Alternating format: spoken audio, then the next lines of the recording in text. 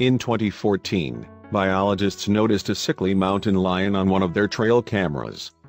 The irony is that he was once the stunning big cat who rose to stardom on the front cover of National Geographic. He was vibrant, strong and prowling near the Hollywood sign in Los Angeles years before.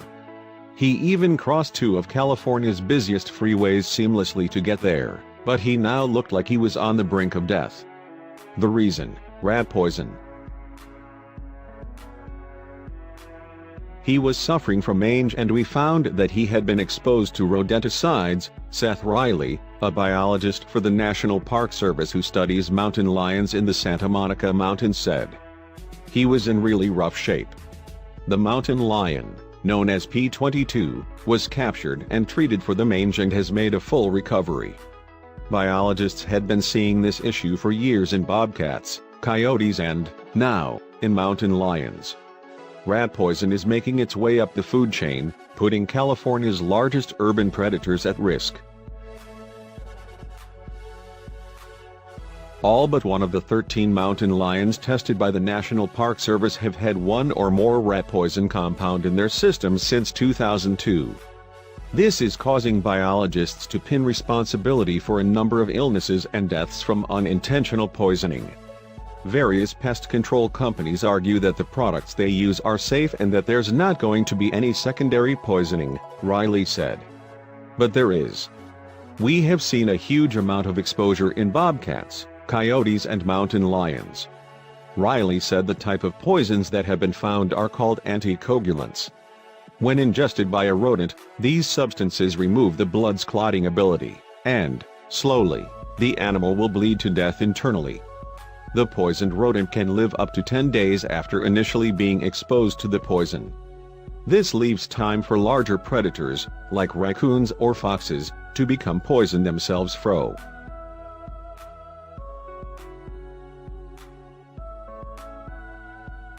The poison eventually reaches the animals at the top of the food chain, like mountain lions or hawks, and cause imminent illness or death. The illness most frequently associated with the poison is mange. The animals develop it once their immune system becomes weakened from the poison. Our best guess is that the mountain lions are originally getting the poison in their system from hunting poison coyotes, Riley said.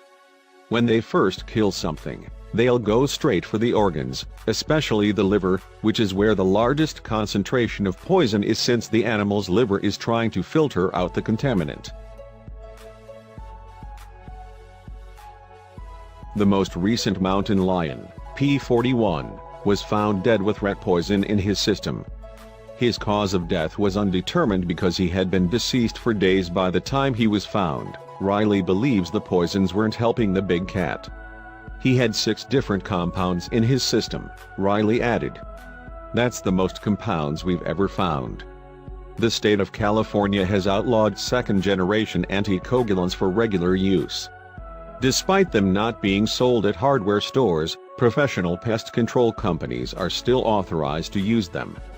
Residents can legally purchase first-generation anticoagulants, which have been found in the systems of mountain lions and countless other predatory species including hawks, owls, coyotes, and bobcats.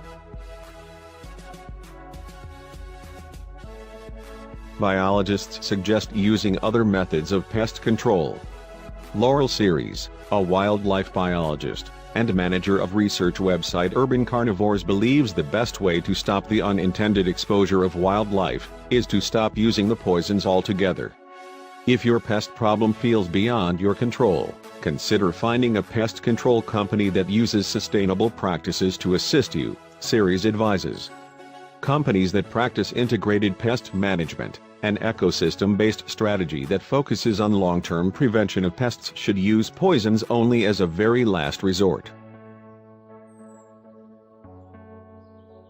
Series suggested installing nesting boxes in trees around your home to encourage predatory birds to settle nearby.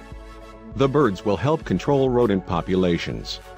Owls are especially drawn to these boxes because they don't build their own nests. The truth is, the only reason people have been using poisons for a long time is that it's quick, easy and cheap, Riley added. There are a ton of ways to solve pest problems without using poison, and various folks have been working hard on every level to ask people to stop using them and for stores to stop selling them. As long as these animals continue to be exposed, it will clearly continue to be an issue.